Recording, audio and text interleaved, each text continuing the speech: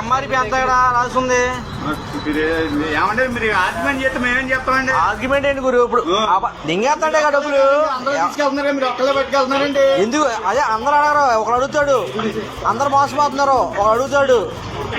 చెప్పాలి కారణం చెప్పు. ఎంఆర్పీ మీద 10 రూపాయలు పెంచండి. ఎందుకు ఎందుకు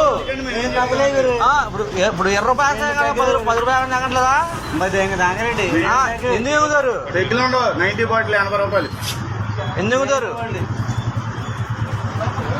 10 రూపాయలు ఎందుకు చెప్పాలి.